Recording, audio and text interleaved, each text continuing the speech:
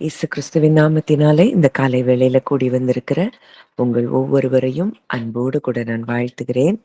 இந்த நாட்களிலும் பரிசுத்த ஆவியானவரை குறித்ததான வெளிப்பாடுகளும் தியானங்களையும் நம்ம அதிகமாய் ஆழமாய் நம்ம தியானித்து பார்த்து கொண்டிருக்கிறோம். இந்த பரிசுத்த ஆவியானவர் நமக்கு கொடுக்கப்பட்டிருக்கிறபடியினால்தான் இன்றைக்கு இந்த அளவுக்கு நம்முடைய வாழ்க்கையில ஒரு ஆவிக்குரிய வளர்ச்சியை நாம் பார்க்கிறோம். அந்த பரிசுத்த ஆவியானவர் மாத்திரம் இல்லன்னா, நம் தேவனை அறிந்து கொள்வதுல ரொம்ப பின்தங்கின நிலைமையில, ஒரு சாதாரண நிலைமையில தான் நம்ம இருந்திருப்போம். நமக்குள்ளே எழும்பின சந்தேகங்கள், நமக்குள்ளே எழும்பின கேள்விகள், நமக்கு உள்ள என்னென்னலாம் குழப்பங்களா இருந்ததோ, தேவனை குறித்ததான அந்த கேள்விகள் இருந்ததோ, அத்தனையும் பரிசுத்த ஆவியானவர் நமக்கு கற்றுக் கொடுத்து, எந்தெந்த இடத்துல எந்த வார்த்தைகள நமக்கு கற்றுக் கொடுக்கணுமோ, எந்தெந்த வெளிப்பாடுகளை நமக்கு கொடுக்கணுமோ, அவர் கொடுத்தபடியினால தான் இன்றைக்கு இந்த வெளிச்சங்களுக்குள்ள நம்ம வந்திருக்கிறோம். இல்ல அப்படின்னா, நம்ம வாழ்க்கை ஏதோ ஒரு சாதாரண ஒரு கிறிஸ்தவ வாழ்க்கையா தான் இருந்திருக்கும். எல்லா மனிதரைப் போல நாமும் ஒரு கிறிஸ்தவர்கள் அப்படிங்கிற ஒரு பேரு தான் இருந்திருக்கும். மற்றபடி நம்முடைய உள்ளான மனுஷனிலே எந்த மாற்றத்தையும் நம்ம பார்த்திருக்க முடியாது. சத்தியத்தையும் நாம் அறிந்திருக்க முடியாது. ஆனா இன்றைக்கு இந்த பரிசுத்த ஆவியானவர் நமக்குள்ளே இருந்து, நம்முடைய ஆவி மனிதனில் அவர் ஒன்றாக கலந்தபடியினால தான் நம்முடைய நினைவுகள், நம்முடைய எண்ணங்கள், தேவனை குறித்ததான நமக்குள்ளே இருக்கக்கூடிய சந்தேகங்கள் எல்லாவற்றையும் அவர் அறிந்திருந்தார். அவர் அறிந்திருந்தபடியினாலே தான் நம்ம சில நேரம் ஜெபித்திருக்கிற கூட மாட்டோம். ஐயோ! இந்த இடத்துல இப்படி தேவன் எப்படிப்பட்டவர்? இந்த காரியத்திலே தேவன குறித்து இப்படி சொல்லியிருக்குதே! இது என்னதான் இதோடைய அர்த்தம்? அப்படின்னு நம்ம மனதுல தான் நெனச்சிருப்போம். ஆனா, நீங்க பார்த்தீங்கன்னா, அதற்கான தெளிவான விளக்கங்கள் எங்க இருந்தாவது, எப்படியாவது உங்களுக்கு கிடைச்சிருக்கும். இதெல்லாம் நமக்குள்ளே இருக்கிற பரிசுத்த ஆவியானவருடைய செயலா இருக்கிறத பார்க்கிறோம். நம்ம விருப்பம் தான்.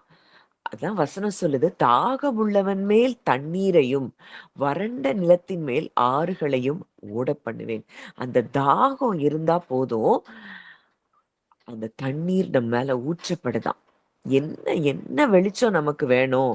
அப்படிங்கிறதுக்கு அந்த பரிசுத்த ஆவியானவர் நமக்குள்ள இருந்து இந்த தாகமாய் இருக்கிறவர்களை அவர் அறிந்திருக்கிறபடியினாலே நமக்கு தெளிவான விளக்கங்களையும், தேவனை குறித்ததான தெளிவான வெளிப்பாடுகளையும், தேவனை குறித்ததான அறிவையும் அவர் நமக்கு தருகிறார் என்பதுல சந்தேகம் இல்ல. இந்த நாளிலும் இந்த பரிசுத்த ஆவியானவர் நமக்குள் இருந்து என்ன செய்கிறார் அப்படின்னு பார்த்தோம்னா, நம்மை முற்றிலுமாய் அவர் என்ன செய்கிறாரா? டிரான்ஸ்ஃபார்ம் பண்றார். நம்மள ரினியூ பண்றாரு.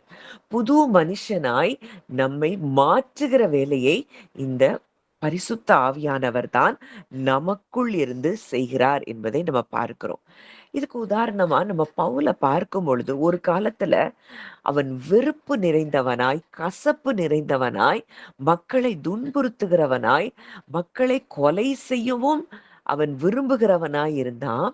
ஆனா, என்றைக்கு தேவனை இயேசு கிறிஸ்து அவனை சந்தித்தாரோ, பரிசுத்த ஆவியின் நிறைவை அவன் பெற்றானோ, அன்றிலிருந்து அவன் அன்பையே அன்புக்கு உரியவனாய் அவன் மாறினதை நம்ம பார்க்கிறோம்.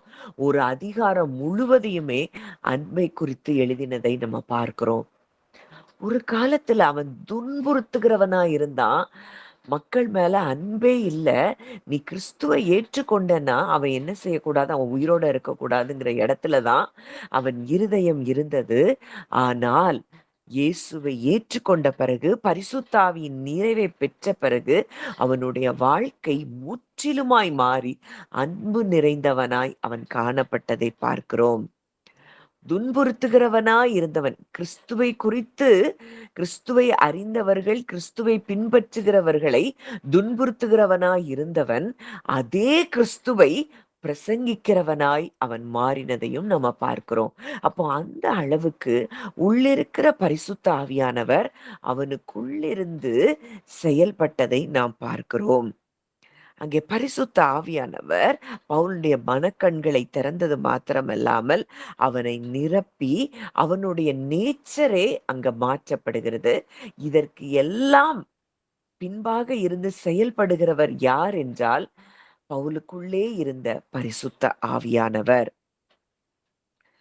அப்போ வாசிக்கலாம். கலாத்தியர் 1வது அதிகாரம் 23வது வசனம்.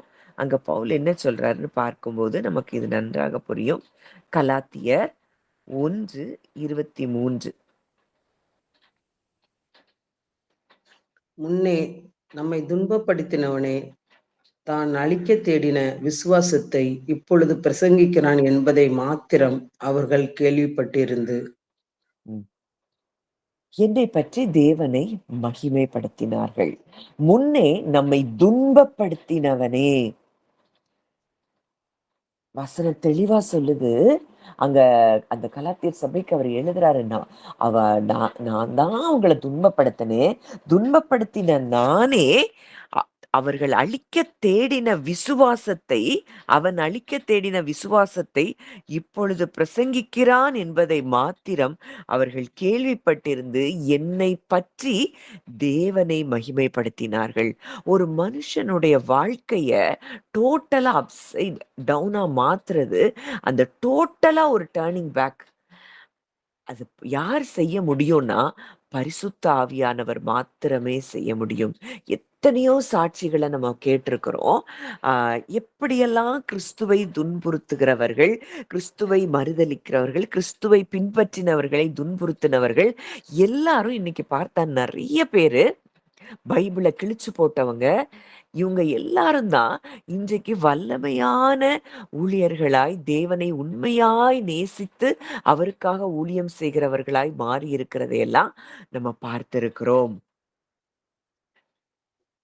அப்போ இன்றைக்கும் அதே ஆவியானவர் தான் ஒவ்வொருவருக்குள்ளும் இருந்து கிரியை செய்து ஒவ்வொருவரையும் அவர் ரினியூ பண்ணிட்டே இருக்கிறார். மறுரூபம் அடைய செய்கிற வேலையை பரிசுத்த ஆவியானவர் செய்து கொண்டிருக்கிறார். இப்போ நம்ம அந்த சீஷர்கள பார்க்கிறோம். அங்க இயேசு கிறிஸ்து மரித்து உயிர்த்தெழுந்து பரமேறின பிறகு சீஷர்களுடைய நிலை எப்படி இருந்தது? அந்த வாசிக்கலாம். யோவான் 20வது அதிகாரம் 19வது வசனம். யோவான் 20:19.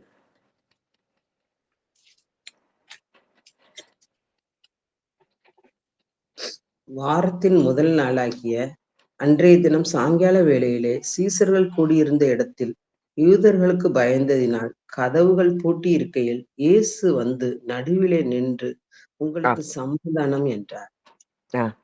வாரத்தின் முதல் நாளாகிய அன்றைய தினம் சாயங்கால வேளையிலே சீஷர்கள் கூடியிருந்த இடத்தில் யூதர்களுக்கு பயந்ததினால், அவங்களுக்கு ஒரு ஃபியர் இருந்துட்டே இருக்கு. இயேசு போயிட்டாரு. இனி இந்த யூதர்கள் கையில நம்ம மாட்டுனோம்னா, அவ்வளோதான், நம்மள நிச்சயம் கொன்னே போட்டுருவாங்க அப்படிங்கிற பயம் தான் அவங்களுக்கு இருந்தது. யூதர்களுக்கு பயந்ததினால் கதவுகள் பூட்டி இருக்கையில், they were locked inside for fear அப்படின்னு கொடுத்திருக்கு. பயந்ததினால் கதவை பூட்டிக்கிட்டு உள்ள உட்கார்ந்திருக்கிறாங்க எல்லாரும். இப்ப அப்போஸ்தலர் 2வது அதிகாரத்துல வரும்போது அவங்க முழுவதும் அந்த அப்போஸ்தலர் எல்லாருமே பரிசுத்த ஆவியினால நிரப்பப்படுறாங்க. இப்ப வாசிக்கலாம். அப்போஸ்தலர் 17ஆம் அதிகாரம் 6ஆம் வசனம். அப்போஸ்தலர் 17:6. அவர்களை காணாமல் யாசோனையும் சில சகோதரர்களையும் பட்டணத்து அதிகாரிகளிடத்தில் இழுத்து கொண்டு வந்து உலகத்தை கலக்கிறவர்கள் இங்கேயும் வந்திருக்கிறார்கள். உலகத்தை கலக்குகிறவர்கள் இங்கேயும் வந்திருக்கிறார்கள். அதுக்கு இங்கிலீஷ்ல எப்படி இருக்கு அப்படின்னா, these men who have turned the world upside down. உலகத்தை கலக்குகிறவர்கள், தலைகீழா மாற்றவங்க. அப்போ இந்த பரிசுத்த ஆவியானவர் எந்த அளவுக்கு இவங்களுடைய மனதை அவர் மாற்றி இருக்கிறார். மனதுல ஒரு ரினியூவல் நடந்திருக்கு, டிரான்ஸ்ஃபர்மேஷன் நடந்திருக்கு. அப்படிங்கிறத நம்ம பார்க்க வேண்டிய இடத்தில் இருக்கிறோம். அப்ப இன்றைக்கு உங்களுக்குள்ளயும், எனக்குள்ளயும் நம்ம ஒரு காலத்துல நாமும் இப்படித்தான் சின்ன சின்ன சின்ன விஷயங்களுக்கெல்லாம் பயப்படுவோம், அழுவோம், கலங்குவோம். மனுஷ வார்த்தைகளுக்கு நம்ம சோர்ந்து போவோம். ஆனா இன்றைக்கு அந்த இடத்தெல்லாம் தாண்டி இன்னைக்கு ஒவ்வொரு ஸ்டெப் பை ஸ்டெப்பா நம்ம அடுத்த இடத்துக்கு வந்திருக்கிறோம் அப்படின்னா, இதற்கு முற்றிலும் காரணம் நமக்குள்ளே இருக்கக்கூடிய பரிசுத்த ஆவியானவர். இந்த பரிசுத்த ஆவியானவர் இல்ல அப்படின்னா, நம்ம வாழ்க்கையில மறுரூபம் என்று ஒன்று இல்லாமலே தான் இருக்கும். அது நடக்கவே முடியாது. எண்ணங்களிலே மறுரூபம் என்பது நமக்கு இருக்கவே இருக்காது. அப்போ இப்ப அடுத்ததா நம்ம பார்க்கிறோம். அ அந்த கொரிந்து சபையில வாசிக்கலாம். 1 கொரிந்தியர் 6:11. 1 கொரிந்தியர் 6:11. உங்களில் சிலர் இப்படிப்பட்டவர்களாய் இருந்தீர்கள். ஆயினும் கர்த்தராகிய இயேசு கிறிஸ்துவின் நாமத்தினாலும் நமது தேவனுடைய ஆவியினாலும் கழுவப்பட்டீர்கள், பரிசுத்தமாக்கப்பட்டீர்கள், நீதிமான்கள் ஆக்கப்பட்டீர்கள். அங்க அதுக்கு முன்னாடி ஒரு பெரிய லிஸ்ட் குடுத்திருக்கு. ஒரு லிஸ்ட் யாரெல்லாம் அங்க தேவனுடைய ராஜ்யத்த சுதந்தரிக்க முடியாதுன்னு அந்த 9ல இருந்து வாசிங்க. அநியாயக்காரர் தேவனுடைய ராஜ்யத்தை சுதந்தரிப்பதில்லை என்று அறியீர்களா? வஞ்சிக்கப்படாதிருங்கள். வேசி மார்க்கத்தாரும், விக்கிரகாராதனரும், விபசாரக்காரரும், சுய புணர்ச்சிக்காரரும், ஆண் புணர்ச்சிக்காரரும், திருடரும், பொருளாசைக்காரரும், வெறியரும், உதாசீனரும், கொள்ளைக்காரரும் தேவனுடைய ராஜ்யத்தை சுதந்தரிப்பதில்லை. ம். இப்போ உங்களில் சிலர் இப்படிப்பட்டவர்களாய் இருந்தீர்கள். ஆயினும் கர்த்தராகிய இயேசுவின் நாமத்தினாலும், நமது தேவனுடைய ஆவியினாலும் கழுவப்பட்டீர்கள், பரிசுத்தமாக்கப்பட்டீர்கள், நீதிமான்கள் ஆக்கப்பட்டீர்கள். அப்போ கிறிஸ்துவை ஏற்றுக்கொண்ட பிறகு, இதெல்லாம் பழைய வாழ்க்கை. ஆனா, இயேசுவை ஏற்றுக்கொண்ட பிறகு, இயேசுவின் நாமத்தினாலும், அவருடைய ஆவியினாலும் என்ன செய்யப்பட்டார்களாம்? பரிசுத்தமாக்கப்பட்டார்கள், கழுவப்பட்டார்கள், நீதிமான்கள் ஆக்கப்பட்டார்கள். அப்போ அந்த சின்ஃபுல் பேக்ரவுண்ட்ல இருந்து ஒரு ரினியூடு லைஃப் ஸ்டைலுக்கு அவங்க வாழ்க்கை மாறுகிறதை நாம் பார்க்கிறோம். இது எல்லாமே உள்ள இருக்கிற பரிசுத்த ஆவியானவரால் நடைபெறுகிற காரியங்களா இருக்கிறதை நம்ம பார்க்கிறோம். இதே போலதான் அந்த தீத்து வாசிக்கலாம். தீத்து 3ஆம் அதிகாரம் 3ஆம் வசனம்.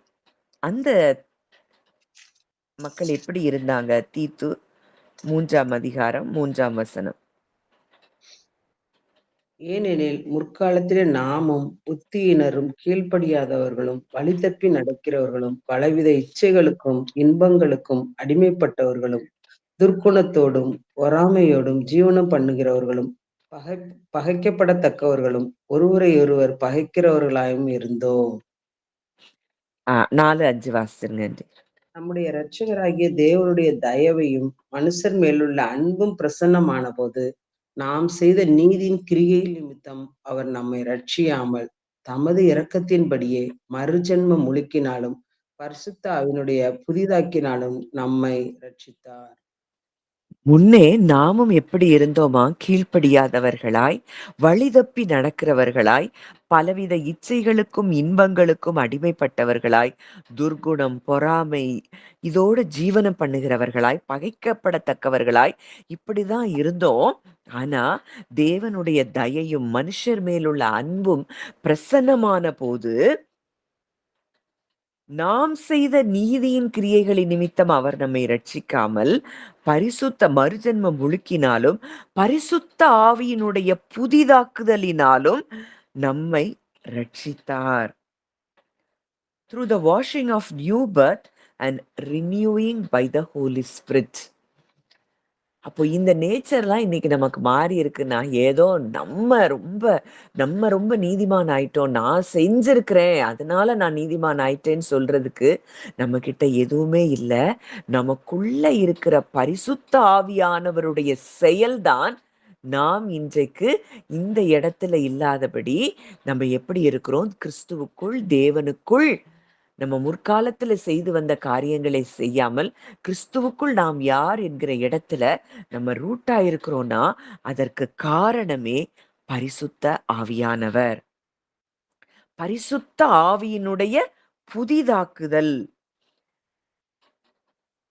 அப்போ இந்த பரிசுத்த ஆவியினுடைய புதிதாக்குதல் நம்ம வாழ்க்கையில இல்ல அப்படின்னா, நம்ம எப்பவும் எப்படி நினைப்போம், கிறிஸ்துவை ஏற்றுக்கொண்டா கூட நம்ம வாழ்க்கை அதுல பெரிய மாற்றங்கள பார்க்க முடியாது.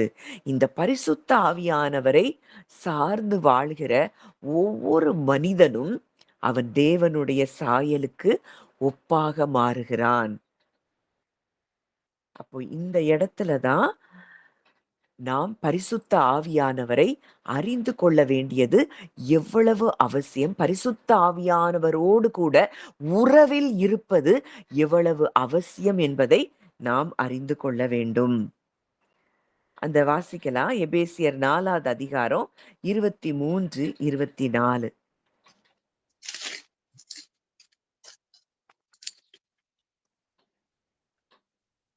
உங்கள் உள்ளத்திலே புதிதான ஆவியுள்ளவர்களாகி மெய்யான நீதியிலும் பரிசுத்தத்திலும் தேவனுடைய சாயலாக சிருஷ்டிக்கப்பட்ட புதிய மனுஷனை தரித்துக் கொள்ளுங்கள். உங்கள் உள்ளத்திலே புதிதான ஆவி உள்ளவர்கள் ஆகி. அப்போ இந்த உள்ளத்திலே புதிதான ஆவி உள்ளவர்களாகி மெய்யான நீதியிலும் பரிசுத்தத்திலும் தேவனுடைய சாயலாக சிருஷ்டிக்கப்பட்ட புதிய மனுஷனை தரித்துக் கொள்ளுங்கள். அப்போ இத செய்யக்கூடிய வேலையை இப்ப இந்த மாதிரி புதிய மனுஷனை நாம் தரித்துக் கொள்வதற்கு நமக்கு உதவி செய்வது பரிசுத்த ஆவியானவர். நாம் உள்ளத்திலே புதிதான ஆவி உள்ளவர்களாகி, ஓல்டு மேனுடைய நேச்சர் டோட்டலா அங்க என்ன செய்யணும், களைந்து போடப்பட வேண்டிய ஒரு இடத்திலே நாம் இருக்கிறோம். இதற்கு நமக்கு உதவி செய்கிறவர் பரிசுத்த ஆவியானவர். இப்போ பழைய ஏற்பாட்டிலே பார்க்கும் பொழுது அந்த சிம்சோன் வாசிக்கலாம். நியாயாதிபதிகள் 14ஆம் அதிகாரம் 6ஆம் வசனம். இந்த இந்த பரிசுத்த ஆவியானவர் என்ன செய்கிறாரு, ஒரு சூப்பர் நேச்சுரல் ஸ்ட்ரென்த்தை ஒவ்வொரு முறையும் அவனுக்கு கொடுக்கிறத நம்ம பார்க்கிறோம். நியாயாதிபதிகள் 14ஆம் அதிகாரம் 6ஆம் வசனம். அப்பொழுது கர்த்தருடைய ஆவி அவன் மேல் பலமாய் இறங்கினதினால் அவன் தன் கையில் ஒன்றும் இல்லாதிருந்தும் அதை ஒரு ஆட்டுக்குட்டியை கிழித்து போடுகிறது போல கிழித்து போட்டான். ஆனாலும் தான் செய்ததை அவன் தாய் தகப்பனுக்கு அறிவிக்கவில்லை. இங்க இங்க சிம்சோனுக்கு அவர் ஒரு பலமுள்ள ஆவியை கொடுக்கிறத நம்ம பார்க்கிறோம். கர்த்தருடைய ஆவி அவன் மேல் பலமாய் இறங்கினபடியால் அவன் தன் கையில் ஒன்றும் இல்லாதிருந்தும் அதை ஒரு ஆட்டுக்குட்டியை கிழித்து போடுகிறது போல கிழித்து போட்டான். எதை? சிங்கத்தை. ஆனாலும் தான் செய்ததை அவன் தன் தாய் தகப்பனுக்கு அறிவிக்கவில்லை. அப்போ எந்த அளவுக்கு ஸ்பிரிட், பரிசுத்த ஆவியானவர் நம்ம மேல வந்து இறங்குனா அங்க பயம் என்பதே நமக்கு என்ன செய்ய முடியாது, இருக்க முடியாது. சிங்கத்தை பார்த்தா கூட அவன் என்ன செஞ்சானா, ஒரு ஆட்டுக்குட்டியை கிழிச்சு போடுறது போல அவன் கிழிச்சு போட்டுட்டானா. அவன் மனதில் பயம் என்பது, இது சிங்கம் அப்படின்னு அவன் அந்த சிங்கத்தை பெருசா பார்க்கல. இது சிங்கம் தானே அப்படின்னு சொல்லி அதை சாதாரணமா பார்த்து ஒரு ஆட்டுக்குட்டியை கிழிச்சு போட்டது போல அதை கிழித்து போடுகிறானாம். இதுதான் பரிசுத்த ஆவியானவருடைய பலன். அப்போ இன்றைக்கு அது அவனுக்கு அந்த இடத்துல அப்படி சொல்லப்பட்டிருந்தாலும் இன்றைக்கு இந்த பரிசுத்த ஆவியானவர் நமக்கு பயத்தை நீக்கி வல்லமையையும் பலனையும் அவர் கொடுக்கிறவராய் இருக்கிறார். அந்த போல்ட்னஸ், கரேஜ், ஸ்ட்ரென்த் இது எல்லாமே யாரிடத்துல இருந்து நமக்கு கிடைக்குதுன்னா பரிசுத்த ஆவியானவரிடத்தில் மூலமாகத்தான் நமக்கு கிடைக்கிறதா இருக்கிறதை நாம் பார்க்கிறோம்.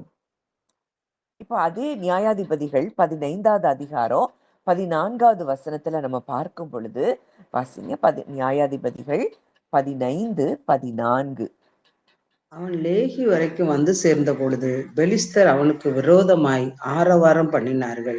அப்பொழுது கர்த்தருடைய ஆவி அவன் மேல் பலமாய் இறங்கினதினால், அவன் புயங்களில் கட்டியிருந்த கயிறுகள் நெருப்புப்பட்ட நூல் போல் ஆகி, அவன் கட்டுகள் அவன் கைகளை விட்டு அறுந்து போயிற்று. அங்க கர்த்தருடைய ஆவி சிம்சோன் மேல பலமா இறங்கினதினால் அவனை ஏற்கனவே கட்டி வச்சிருக்கிறாங்க. அவன் புயங்களில் கட்டியிருந்த கயிறுகள் நெருப்புப்பட்ட நூல் போலாகி அவன் கட்டுகள் அவன் கைகளை விட்டு அறுந்து போயிற்று. பலத்தினாலும் அல்ல, பராக்கிரமத்தினாலும் அல்ல, கர்த்தருடைய ஆவியினாலே ஆகும். கர்த்தருடைய ஆவி எங்கே உண்டோ அங்கே விடுதலை உண்டு. இன்னைக்கு உங்களை கட்டி வைத்திருக்கிற கட்டுகள் என்ன? இந்த கேட்டுக்கொண்டிருக்கும் பொழுதே பரிசுத்த ஆவியானவர் உங்களுடைய ஆத்துமாவையோ சரீரத்தையோ கட்டி இருக்கிற கட்டுகள் மேல அவர் அவர் இறங்குகிறார். உங்க மேல இறங்கி வருகிற இந்த நிமிடத்திலேயே அந்த கட்டுகள் எல்லாம் அக்கினிப்பட்ட நூல் போலாகி அது இப்பொழுதே அருந்து விழுகிறதை நான் பார்க்கிறேன். எதெல்லாம் உங்களை பயமுறுத்திட்டு இருக்கு? எதெல்லாம் உங்களை கட்டி வச்சிருக்கு? இதையெல்லாம் இந்த பரிசுத்த ஆவியானவர் இந்த இந்த காலை வேளையில அவரை தியானித்துக் கொண்டிருக்கிற இந்த வேளையிலேயே இந்த பரிசுத்த ஆவியானவர் நம் ஒவ்வொருவர் மேலும் வந்து இறங்கி நம் சரீரத்தை நம் ஆத்துமாவை கட்டி இருக்கிற அத்தனை கட்டுகளையும் அவர் அக்கினிப்பட்ட நூல் போல அவர் எரித்து போடுகிறார். அது அருந்து போகிறதை நாம் பார்க்கிறோம். நீங்க அதை ஃபீல் பண்றீங்க. நீங்க யாரெல்லாம் இதை உள்வாங்குறீங்களோ உங்க வாழ்க்கையில இருக்கிற எல்லா கட்டுகள், உங்க சரீரத்துல இருக்கிற கட்டுகள் எல்லாம் அது அருந்து விழுகிறதை நாம் பார்க்கிறோம். அபிஷேகத்தினாலே நுகங்கள் முறிந்து போகும். இன்றைக்கு இந்த ஆவியானவரின் அந்த நிரப்புதலினாலே நாம் நிறையப்பட்டு கொண்டிருக்கிற இந்த வேளையில எல்லா கட்டுகளும் அது நூல் போல அருந்து விழுந்ததை நாம் விசுவாசிக்கிறோம். அடுத்ததா நம்ம பார்க்கும் பொழுது ஸ்தேவான குறித்து பார்க்கிறோம். வாசிக்கலாம். அப்போஸ்தலர் 6வது அதிகாரம். அவன் ஒரு ஆர்டினரி பிலீவர் தான். சாதாரண ஒரு விசுவாசியா இருந்தாரு. ஆனா ஆவியினால் நிரப்பப்பட்ட ஒரு மிகப்பெரிய சாட்சியாய் ஸ்தேவான் மாறினதை நம்ம பார்க்கிறோம். அப்போஸ்தலர் 6ஆம் அதிகாரம் 5ஆம் வசனம். இந்த யோசனை சபையார் எல்லாருக்கும் பிரியமாய் இருந்தது. அப்பொழுது விசுவாசமும் பரிசுத்தாவியும் நிறைந்தவனாகிய ஸ்தேவானையும் பிலிப்பையும் பிரயோகாரரையும் நிக்கோனரையும் தீமோனையும் பர்மேனாரையும் யூத மார்க்கத்தாவனாகிய அந்தியோகியா பட்டணத்தாரையும் நிக்கோலாவையும் தெரிந்து கொண்டு போதும். விசுவாசமும் பரிசுத்த ஆவியும் நிரம்பினவனாய் ஸ்தேவான் இருந்ததை நாம் பார்க்கிறோம். விசுவாசமும் பரிசுத்த ஆவியும். இங்க பரிசுத்த ஆவி எங்கெல்லாம் நம்ம கேட்கிறோமோ நீங்க மேக்சிமம் பார்த்தோம்னா அங்க விசுவாசத்தை பத்தியும் நம்ம பார்க்க முடியும். ஏன்னா இந்த பரிசுத்த ஆவியானவர் இருக்கிற இடத்துலதான் பரிசுத்த ஆவியானவரால நிரப்பப்படதான் நமக்குள்ளே விசுவாசமும் பெருகுகிறதா இருக்கிறதை நாம் பார்க்கிறோம். விசுவாசத்தினால் உண்டாகும் சந்தோஷம், சமாதானம் எல்லாவற்றையும் இந்த பரிசுத்த ஆவியானவர் தான் நமக்கு தருகிறார். ஒரு எண்ணம் வருது, திடீர்னு ஒரு பயமுறுத்துற எண்ணம் வருதுன்னா நீங்க உடனே கண்ணு மூடி பரிசுத்த ஆவியானவர்கிட்ட போனீங்க அப்படின்னா அவர் உடனடியாய் உங்களுக்கு சகல சத்தியத்துக்குள்ள இருந்து உங்களுக்குள்ள அவர் பேசின உடனேயே உங்களுக்குள்ள விசுவாசம் பெருக ஆரம்பிக்கும். இதெல்லாம் பரிசுத்த ஆவியானவருடைய செயல்கள். இங்கே விசுவாசமும் பரிசுத்த ஆவியும் நிறைந்தவனாய் ஸ்தேவான் இருந்ததை நாம் பார்க்கிறோம். அங்க அதே அதிகாரம் 10வது வசனம் நம்ம பார்க்கலாம். அப்போஸ்தலர் 6:10. அவன் பேசின ஞானத்தையும் ஆவியையும் எதிர்த்து நிற்க அவர்களால் கூடாமல் போயிற்று. இவன் பரிசுத்த ஆவியில நிரம்பி பேசுறான். அங்க அங்க நிறைய ஜனங்கள் கூடி வந்திருக்கிறாங்க. ஆனா அவன் பேசின ஞானத்தையும் ஆவியையும் எதிர்த்து நிற்க அவர்களால் கூடாமல் போயிட்டான். எதிர்த்து யாராலையும் அவனை பேச முடியாத அளவுக்கு அங்கே அவனுடைய ஞானத்தை அவர்கள் பார்க்கிறார்கள். They could not resist the wisdom by the Spirit. அந்த ஞானத்தையும் ஆவியும் கொடுக்கிறவர் அவருக்குள்ளே இருந்தபடியினால் அவனுக்கு எதிரா யாரும் பேச முடியலையாம். இப்போ அதே அதிகாரம் 15வது வசனத்தை நம்ம பார்க்கும் பொழுது அங்கே ஸ்தேவானை குறித்து சொல்லப்பட்டிருக்கிற ஒரு காரியம்.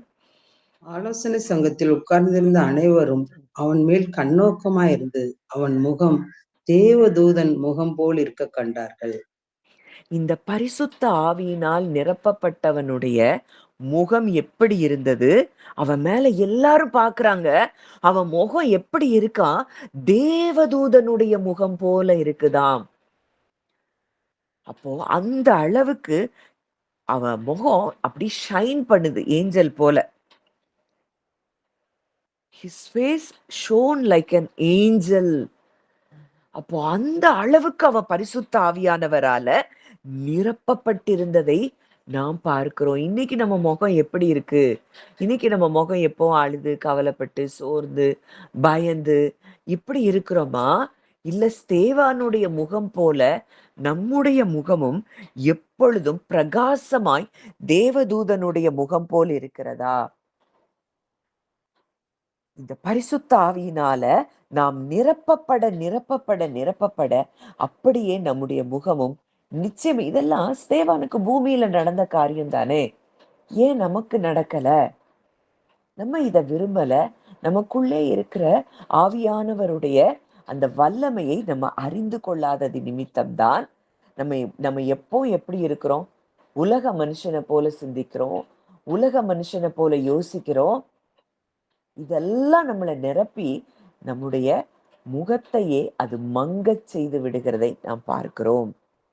இந்த நாள்ல இந்த பரிசுத்த ஆவியானவரின் நிறைவை நாம் பெற்றுக்கொள்ளும்படி நம்ம ஜெபிக்கும் பொழுது இந்த பரிசுத்த ஆவியானவரே நம்ம அழகா நம்மளை டைரக்ட் பண்றது மாத்திரம் இல்ல, நம்மை பிரகாசிக்க பண்ணுகிறவராய் அவர் இருக்கிறதையும் நாம் பார்க்கிறோம்.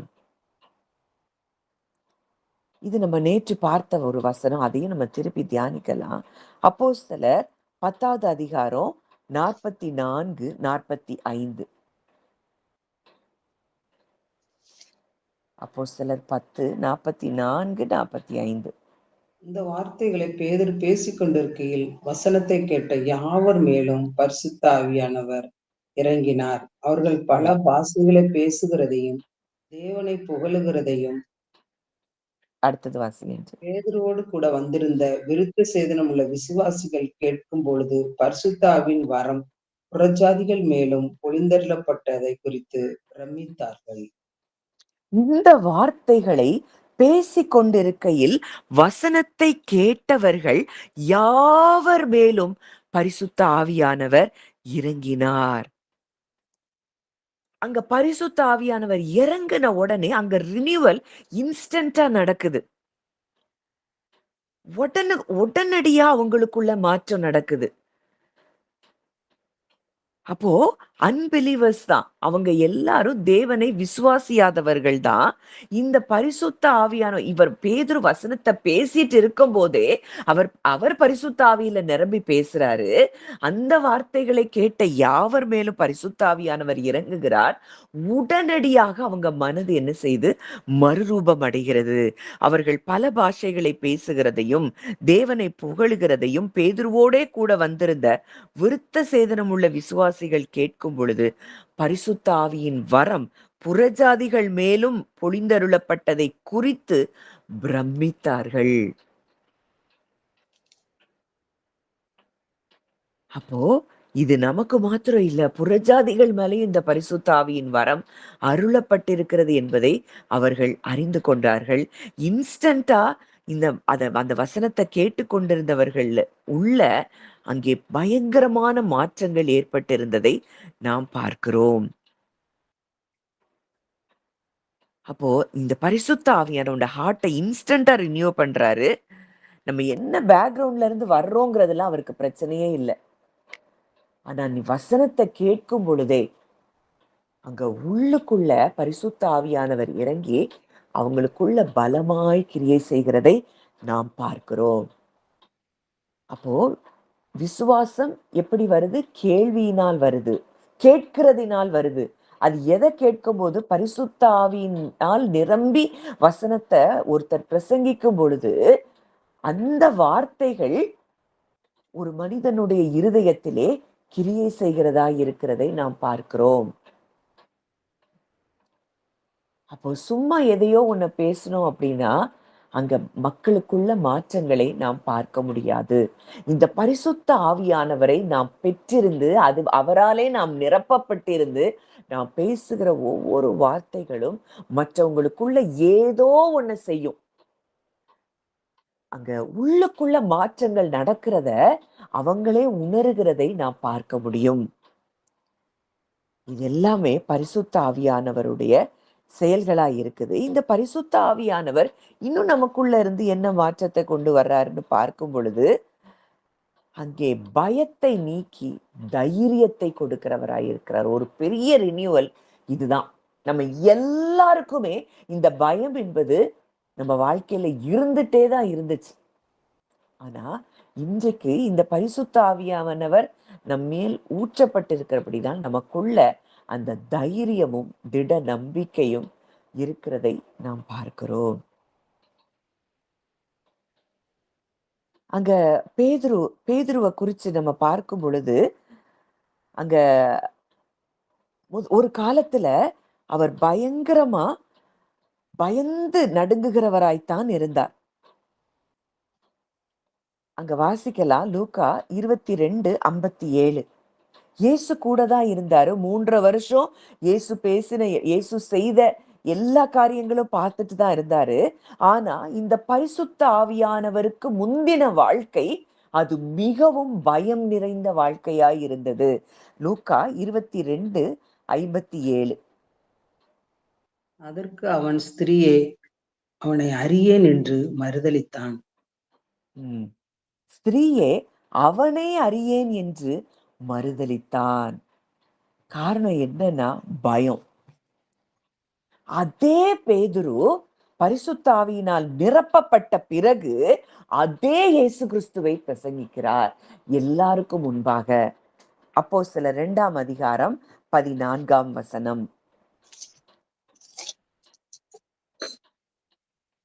அப்பொழுது பேதுரு 11 நின்று அவர்களை நோக்கி உரத்த சத்தமாய், யூதர்களே, எருசலேமில் வாசம் பண்ணுகிற ஜனங்களே, நீங்கள் எல்லோரும் அறிந்து கொள்வீர்களாக, என் வார்த்தைக்கு செவி கொடுங்கள். என் வார்த்தைகளுக்கு செவி கொடுங்கள் அப்படின்னு தைரியமா எழும்பி நின்னு பேதுரு பேசுகிறதை நாம் பார்க்கிறோம். அப்ப பரிசுத்த ஆவியானவருடைய நிறைவு ஒரு மனிதனை நிரப்பும் பொழுது அவனுக்குள்ள விசுவாசம் பெருகுது, அவனுக்குள்ள தைரியம் பெருகுது, அவனுக்குள்ள அன்பு பெருகுது, அவனுடைய டோட்டல் லைஃபுமே அங்க ரினியூவல் ஆகிறத நம்ம பார்க்கிறோம். இதுதான் மனம் புதிதாகிறதினாலே மறுரூபம். இந்த மனம் புதிதாகிறதற்கு உதவி செய்வதே நமக்கு பரிசுத்த ஆவியானவர் தான். இங்க அடுத்தது அப்போஸ்தலர் 4ஆவது அதிகாரம் 8ஆவது வசனத்துல நம்ம பார்க்கிறோம். அப்போஸ்தலர் 4:8. அப்பொழுது பேதுரு பரிசுத்த ஆவியினாலே நிறைந்து அவர்களை நோக்கி, ஜனத்தின் அதிகாரிகளே, இஸ்ரவேலின் மூப்பர்களே. போதும். அப்பொழுது பேதுரு பரிசுத்த ஆவியினால் நிறைந்து அவர்களை நோக்கி, அங்க பரிசுத்த ஆவியில நிரம்பிட்டாங்க அப்படின்னாலே அங்க போல்ட்னஸ் வந்துருது. அங்க அது வரைக்கும் அதே பரிசேயர் சதுசேயர் அதே யூதர்களை பார்த்து பயந்து கொண்டிருந்தவங்க தைரியமா இந்த இடத்துல பேதுரு எழும்பி நின்னு, ஜனத்தின் அதிகாரிகளே, இஸ்ரவேலின் மூப்பர்களே, ஒரு பயம் கூட இல்ல அங்க பேதுருவுக்கு. நீங்க தான் அவரை சிலுவையில அறைஞ்சீங்க தைரியமா சொல்றாரு. காரணம் என்ன? இந்த பரிசுத்த ஆவியானவரின் அந்த பலன் அவருடைய நிரப்புதலை பெற்ற பிறகு பேதுருவுக்குள்ளே நடந்த மாற்றம், அந்த போல்ட்னஸ் ஸ்பிரிட், அந்த கரேஜியஸ் ஸ்பிரிட், இது எல்லாம் அங்க உள்ள செயல்படுகிறதை நாம் பார்க்கிறோம். அப்ப இன்னைக்கு உங்க இருதயத்துல எந்தெந்த பகுதிகள்ல பயம் இருக்கோ அந்த இடத்துல பரிசுத்த ஆவியானவருக்கு உங்களை நீங்க விட்டு கொடுக்கும் பொழுது அந்த இடத்துல இருக்கக்கூடிய பயங்கள் விலகி போகிறதை நீங்கள் பார்க்க முடியும். அப்போ இந்த இந்த இடத்துக்கு தான் பரிசுத்த ஆவியானவர் நம்மையும் அவர் கொண்டு வந்திருக்கிறார். நம்ம எதை குறித்தும் நம்ம என்ன செய்ய வேண்டியதில்ல, பயப்பட வேண்டியதில்ல. நம்மை ஒரு நாளும் ஒரு தீங்கோ, எந்த மனிதர்களோ நம்ம பக்கத்துல வர முடியாது. நம்மை தொட முடியாது.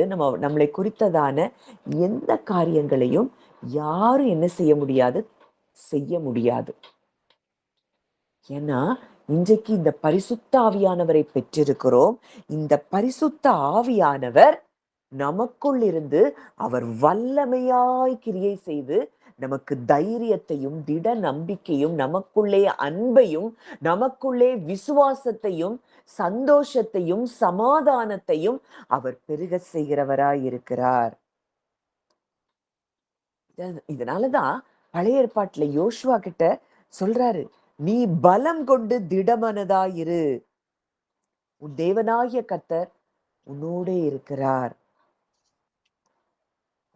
நம்ம இன்றைக்கு அவருடைய ஆவியிலே உள்ளான மனுஷனில் வல்லமையாய் பலப்படும்படியாகத்தான் தேவன் நமக்கு ஆவியானவரை கொடுத்திருக்கிறார். நம்ம பார்க்கிற பவுல் எழுதின ஜெபங்கள் எல்லாமே இதான். எனக்கு அது வேணும், இது வேணும், அந்த காரியம் அப்படி நடக்கணும், இதெல்லாம் அவர் ஜெபமே இல்லை. நான் உள்ளான மனிதனிலே நீங்கள் வல்லமையாய் பலப்படவும், விசுவாசத்தினாலே கிறிஸ்து உங்கள் இருதயங்களில் வாசமாய் இருக்கவும். அப்போ இது எல்லாம் யாரால முடியும்? பரிசுத்த ஆவியானவரால்தான் நடைபெறுகிற காரியங்கள். இந்த பரிசுத்த ஆவியானவர் இந்த பரிசுத்த ஆவியானவர்ல நம்ம நிரம்பல அப்படின்னா நம்ம நிச்சயம் சாதாரண ஒரு வாழ்க்கையை தான் நம்ம வாழ்ந்து கொண்டிருப்போம். எபேசியர் 3வது அதிகாரம் 15ல இருந்து. நம்முடைய கர்த்தராகிய இயேசு கிறிஸ்துவனுடைய பிதாவை நோக்கி முழங்கால் படியிட்டு நீங்கள் அவருடைய ஆவியினாலே உள்ளான மனுஷரில் வல்லமையாய் பலப்படவும், விசுவாசத்தினாலே கிறிஸ்து உங்கள் இருதயங்களில் வாசமாய் இருக்கவும், நீங்கள் அன்பிலே வேரூன்றி நிலை பெற்றவர்களாகி சகல பரிசுத்தவான்களோடும் கூட கிறிஸ்துவனுடைய அன்பின் அகலமும் நீளமும் ஆழமும் உயரமும் இன்னதென்று உணர்ந்து அறிவு கெட்டாத அந்த அன்பை அறிந்து கொள்ள வல்லவர்களாகவும் தேவனுடைய சகல பரிபூர்ணத்தினால் நிறையப்படவும் அவர் தமது மகிமையுடைய ஐஸ்வர்யத்தின்படியே உங்களுக்கு அனுக்கிரகம் பண்ண வேண்டும் என்று வேண்டிக் கொள்கிறேன். இந்த ஜெபத்தை அனுதினமும் நம்ம செய்ய வேண்டிய இடத்துல இருக்கிறோம். நீங்கள் அவருடைய ஆவியினாலே உள்ளான மனுஷனில் வல்லமையாய் பலப்படவும். அப்போ இந்த பரிசுத்த ஆவியானவர் மூலமாகத்தான் நம்ம உள்ளான மனுஷன் என்ன செய்ய முடியுமாம்? வல்லமையாய் பலப்பட முடியும். விசுவாசத்தினாலே கிறிஸ்து உங்கள் இருதயங்களில் வாசமாய் இருக்கவும். இது எல்லாம் அவருடைய ஆவியினாலே நடக்கிற காரியங்கள். நாம் அன்பிலே வேரூன்றி நிலை பெற்றவர்களாகி, இந்த அன்புல நம்ம வேரூன்றணும், நிலை பெற்றவர்களா இருக்கணும் அப்படின்னா அவருடைய ஆவியினாலே நம்ம உள்ளான மனுஷனில் வல்லமையாய் பலப்பட வேண்டியது அவசியமா இருக்கிறது. அங்க விசுவாசம் வருது, அங்க உள்ளான மனுஷன்ல பலப்படுறோம், அங்க அன்புல வேரூன்றோம். கிறிஸ்துவினுடைய அன்பின் நீளம் அகலம் ஆழம் உயரம் இன்னதென்று அவருடைய ஆவியினாலதான் நம்ம அறிந்து கொள்ளுகிறோம்.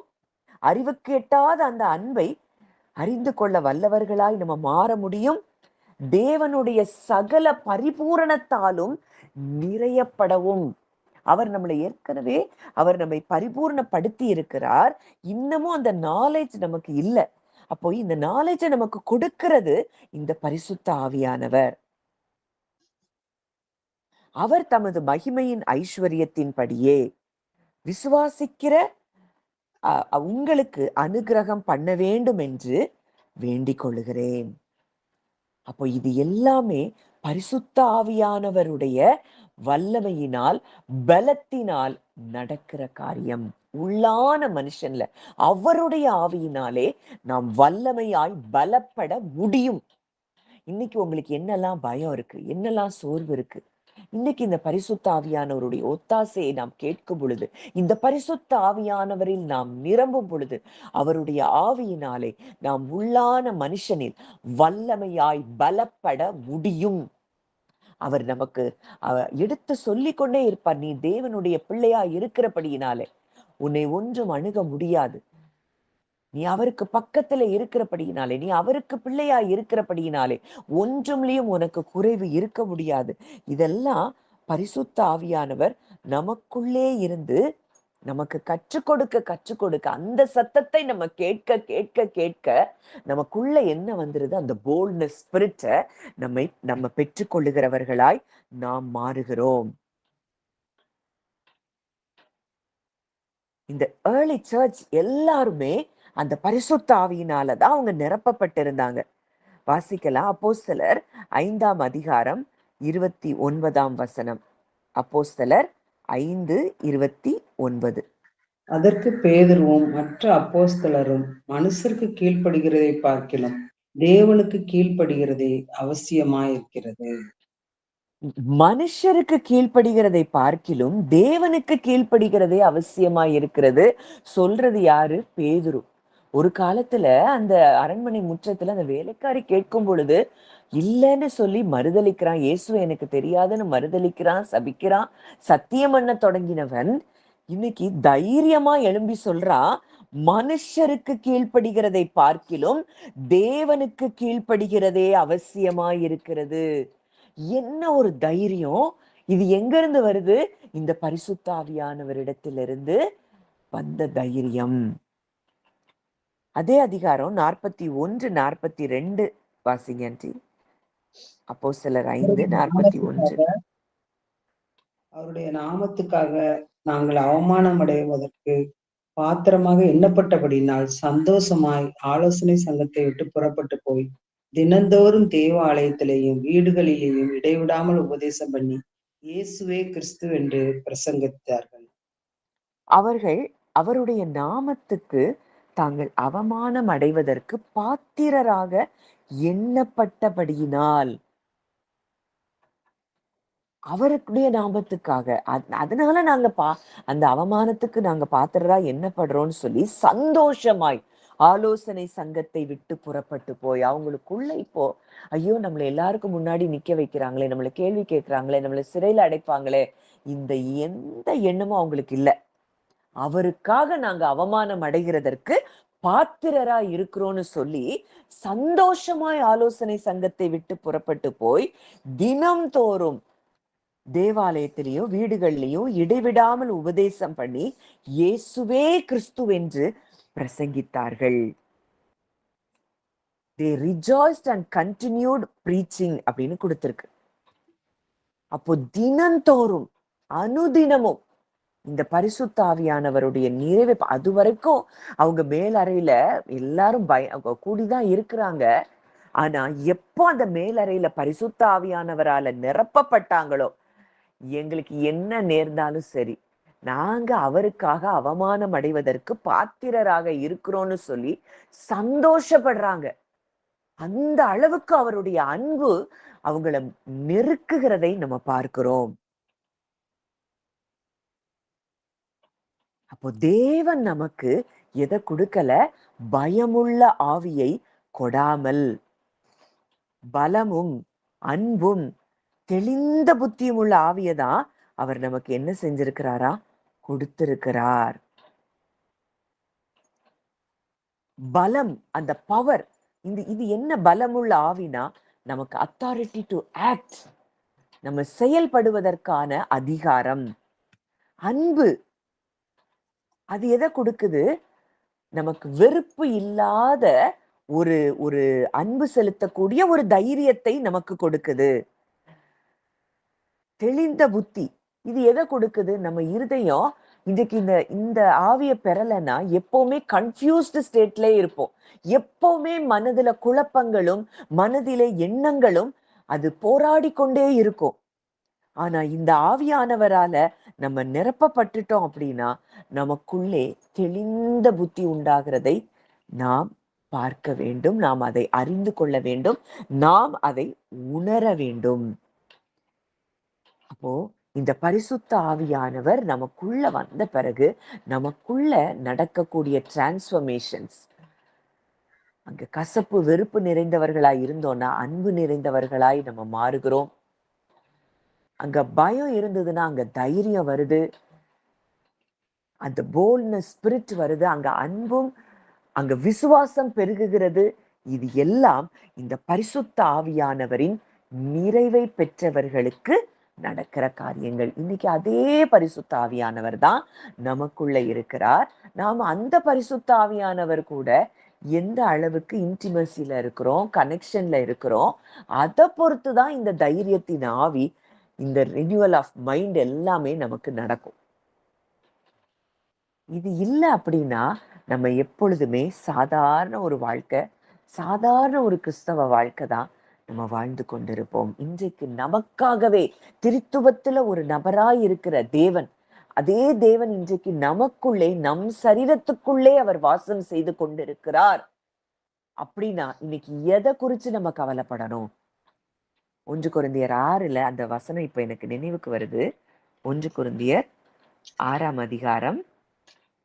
உங்கள் சரீரமானது நீங்கள் தேவனாலே பெற்றும் உங்களில் தங்கியும் இருக்கிற பரிசுத்த ஆவியினுடைய ஆலயமாய் இருக்கிறதென்றும் நீங்கள் உங்களுடையவர்கள் அல்லவென்றும் அறியீர்களா? கிரயத்துக்கு கொல்லப்பட்டீர்களே, ஆகையால் தேவனுக்கு உடையவைகளாகிய உங்கள் சரீரத்தினாலும் உங்கள் ஆவியினாலும் தேவனை மகிமைப்படுத்துங்கள். ஒண்ணு நல்லா புரியணும். உங்கள் சரீரமானது நீங்கள் தேவனாலே பெற்றும் உங்களில் தங்கி இருக்கிற பரிசுத்த ஆவியின் ஆலயமாய் இருக்கிறதென்றும் நீங்கள் உங்களுடையவர்கள் அல்ல என்றும் அறியீர்களா? ஒண்ணு நல்லா புரியணும். நீங்கள் உங்களுடையவர்கள் அல்ல. இது புரிஞ்சிட்டுன்னா நமக்கு என்ன வராது? கவலையே வராது, பயமே வராது. இன்னைக்கு நம்ம என்ன நினைக்கிறோம்? நான் எனக்கு நடக்குது, எனக்கு சம்பவிக்குது, என் வாழ்க்கையில இந்த குறைவு இருக்கு, என் வாழ்க்கையில இந்த பிரச்சனை இருக்கு. நான் இருக்கிற வரைக்கும் நம்ம இந்த சந்தோஷத்துக்குள்ள வர முடியாது. வசனம் தெளிவா சொல்லுது, நீங்கள் உங்களுடையவர்கள் அல்ல. நாம் நம்முடையவர்கள் அல்ல. நாம் யாருடையவர்கள்? அவருடையவர்கள். கிரயத்துக்கு கொல்லப்பட்டீர்களே, நம்மள அவர் விலைக்கு வாங்கிட்டாரு. அதனால தேவனுக்கு உடையவைகளாய் நம்முடைய சரீரம், நம்முடைய ஆவி எல்லாம் யாருக்குரியதான்? தேவனுக்குரியது. அப்ப இந்த சரீரத்தை குறிச்சு நம்ம கவலைப்படணுமா? இல்ல நம்முடைய ஆவியை குறிச்சு நம்ம கவலைப்படணுமா? அப்பா இது எல்லாம் உமக்குரியது, நீங்க பார்த்துக்கொள்ளுங்கன்னு சொல்லி நம்ம ரெஸ்ட்ல இருக்கிறது தான் நம்முடைய வேலை. இன்னைக்கு இது இது தெரியாததுனாலதான், ஐயோ எனக்கு நடக்குதே, என் வாழ்க்கையில இதுல என்ன பார்த்து இப்படி சொல்லிட்டாங்களே, என்ன பார்த்து இப்படி எல்லாம் பாக்குறாங்களே, எனக்கு இந்த அவமானமே, இது எல்லாம் நான் அப்படிங்கிற இடத்துல நமக்கு நடக்கிற காரியங்கள். வசனம் அழகா சொல்லுது, நீங்கள் உங்களுடையவர்கள் அல்ல என்றும் அறியீர்களா? நீங்க தெரியல, அதனாலதான் இன்னமும் இந்த நான்கிற இடத்துல மாட்டிக்கொண்டிருக்கிறோம். இனி நான் எனக்குரியவள் அல்ல, நான் கிறிஸ்துவுக்குரியவள், நான் கிறிஸ்துவுக்குரியவன் அப்படிங்கிற இடத்துக்கு நம்ம ஹார்ட் வந்துருச்சுன்னா நமக்கு பயம் என்பது நம்ம வாழ்க்கையில இருக்காது. யார் என்ன பேசினாலும் நம்மள அது டிஸ்டர்ப் பண்ணவே பண்ணாது. அவங்க சொல்றாங்க, அவமானத்துக்கு பாத்திரராய் எண்ணப்பட்டபடியினாலே எங்களை நீங்க அவமானப்படுத்துறீங்களா, படுத்திட்டு போங்க, அது எங்களை அவமானப்படுத்தல அப்படிங்கிற இடத்துக்கு அவங்க ஹார்ட் வந்துருச்சு. ஏன்னா பரிசுத்த ஆவியின் நிறைவை அவர்கள் பெற்றிருந்தார்கள். அப்போ நாம் இனி நம்முடையவர்கள் அல்லங்கிறத நம்ம இருதயம் எப்பொழுது உணர ஆரம்பிக்கிறதோ அப்போ அந்த சீஷர்கள் அனுபவித்த அந்த சந்தோஷம், தைரியம், அன்பு, இதை எல்லாவற்றையும் நாமும் அனுபவிக்க முடியும். இந்த இடத்துக்கு வரணுங்கிறத தான் ஆவியானவர் விரும்புகிறார். அதனாலதான் இந்த சத்தியங்களை நமக்கு கற்றுக் கொடுக்கிறார்.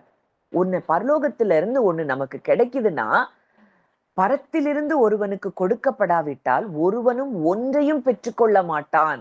இன்றைக்கு பரத்திலிருந்து இந்த வார்த்தைகள் நமக்கு தேவன் அனுப்புகிறார்னு நீங்க யாரெல்லாம் ஃபீல் பண்றீங்களோ, இது எதுக்காக அவர் அனுப்புகிறார்னா, இந்த இடத்தை நம்ம ரீச் பண்ணணும். அதுக்காக தான் இந்த வார்த்தைகளை அவர் நம்மோடு கூட பேசிக் கொண்டிருக்கிறார். நாம் இனி ஒரு நாள் கூட இனி நாம் நம்முடையவர்கள் என்பதுல நம்ம என்ன செய்யக்கூடாது? யோசிக்கவே கூடாது. நாம் அவருடையவர்கள். அப்பா இனி நான் எனக்குரியவள் அல்ல. அங்க தேவன் அப்படிதான் நம்மள பார்க்கிறாரு. பவுல்ட்ட சந்திக்கும்போது, "சவுலே, சவுலே நீ என்னை ஏன் துன்பப்படுத்துகிறாய்?" அவர் நம்மள எப்படி பார்க்கிறாரு? இதெல்லாம் என் பிள்ளைகள், என் ஜனம். எனக்குரியவர்களா தான் அவர் நம்மள பார்க்கிறாரு.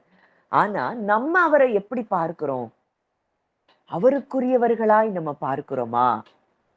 அவருக்குரியவர்களா நம்ம பார்க்க ஆரம்பிச்சுட்டோம்னா, நம்ம அப்படியே ரெஸ்ட்டுக்குள்ள வந்துருவோம். எத பத்தின கவலையும் நமக்கு இருக்காது. இந்த காலை வேளையிலே ஆவியானவர் இந்த இடத்திற்கு நம்மை கொண்டு வர விரும்புகிறார். நம்மை நிரப்பிக் கொண்டிருக்கிறார். வசனத்தை கேட்டுக் கொண்டிருந்த உங்க ஒவ்வொருவருக்குள்ளேயும் பரிசுத்த ஆவியானவர் கிரியை செய்து கொண்டிருக்கிறார் அப்படிங்கிறத நான் நம்புறேன், விசுவாசிக்கிறேன். இந்த வார்த்தைகள் இன்னமும் உங்களை பலப்படுத்தட்டும். இந்த வார்த்தைகளை அதிகமாய் நீங்க தியானிக்க தியானிக்க தியானிக்க இந்த பலனை நாம் பெற்றுக்கொள்ளுவோம். நீங்க ஜெபிக்கலாம். நல்ல தகப்பனே, நன்றியோடு உம்மை துதிக்கிறோம், ஸ்தோத்தரிக்கிறோம் அப்பா. பரிசுத்த ஆவியானவரே, அப்பா உங்க பலனை குறித்து நாங்க பார்த்தோம் அப்பா. அவ்வளோ கயிறுகளை போட்டு கட்டி இருந்தா கூட ஆவியானவருடைய பலன் இறங்கின மாத்திரத்திலே அந்த கயிறுகள் எல்லாம் அது நெருப்புப்பட்ட நூல் போல அது விழுந்து போனதை நாங்க பார்க்கிறோம் அப்பா. இன்றைக்கும் அதே ஆவியானவர் தான் எங்க மேல வந்து இறங்கி இருக்கிறீங்கப்பா. எங்க சரீரத்துல, எங்க ஆத்துமாவுல எங்களை எதெல்லாம் சத்துரு கட்டி வைத்திருந்தானோ அந்த கட்டுகள் எல்லாம் அப்படியே நூல் போல தெரித்து விழுகிறதை நாங்கள் பார்க்கிறோம் அப்பா. ஒரு பெரிய தைரியத்தின் ஆவி இன்றைக்கு எங்களை முற்றிலுமாய் நிரப்பிக் கொண்டிருக்கிறதை நாங்கள் பார்க்கிறோம். பலமும் அன்பும் தெளிந்த புத்தியும் உள்ள ஆவி இன்றைக்கு எங்களை நிரப்பிக் கொண்டிருக்கிறதை நாங்க ஃபீல் பண்றோம்ப்பா. நாங்க ஃபீல் பண்றோம். இனி நாங்கள் எங்களுடையவர்கள் அல்ல அப்பா, நாங்கள் உம்முடையவர்கள். இத நாங்க இருதயத்திலிருந்து நாங்க உணர்றோம்ப்பா. இனி நாங்கள் அல்ல, பவுல் சொன்னது போல இனி நான் அல்ல, கிறிஸ்துவே எனக்குள் ஜீவிக்கிறார். இந்த இடத்திற்கு தேவன் நம்மை கொண்டு வருகிறார். நாம் கிரயத்துக்கு கொல்லப்பட்டிருக்கிறோம். அப்பா உம்மை நன்றியோடு துதிக்கிறோம், ஸ்தோத்தரிக்கிறோம் அப்பா. இந்த காலை வேளையிலும் எங்களோடு கூட இடைப்பட்ட உங்களுடைய வார்த்தைகளுக்காக நாங்கள் நன்றி செலுத்துகிறோம். பரிசுத்த ஆவியானவரே, வந்த ஒருவர் கூட வந்த மாதிரியே திரும்பி போகாதபடி எல்லோரையும் நீர் நிரப்பி இருக்கிறீர் என்பதை நான் விசுவாசிக்கிறேன் அப்பா. பலமும் அன்பும் தெளிந்த புத்தியும் உள்ள ஆவியினால் தகப்பனே நீர் ஒவ்வொருவரையும் நிரப்பி இருக்கிறீர். இந்த உலகத்துக்குள்ள நாங்க போக போகிற இந்த வேளையில அந்த சூழ்நிலைகள் எல்லாவற்றிலும் பரிசுத்த ஆவியானவர் எங்களை நீர் ஆட்கொண்டு வழி நடத்தும்படி நாங்கள் ஜெபிக்கிறோம் அப்பா. உம்முடைய கரங்களிலே எங்களை ஒப்பு கொடுக்கிறோம். மனதார வந்த ஒவ்வொரு பிள்ளைகளையும் நான் பிளஸ் பண்றேன். இந்த சத்தியங்கள் ஆழமா இருதயத்திலே எழுதப்படட்டும் அப்பா. கரங்களிலே ஒப்பு கொடுக்கிறோம். ஆசீர்வதியும் வழி நடத்தும். இயேசுவின் மூலம் கேட்கிறோம் ஜீவனுள்ள நல்ல பிதாவே, ஆமென்.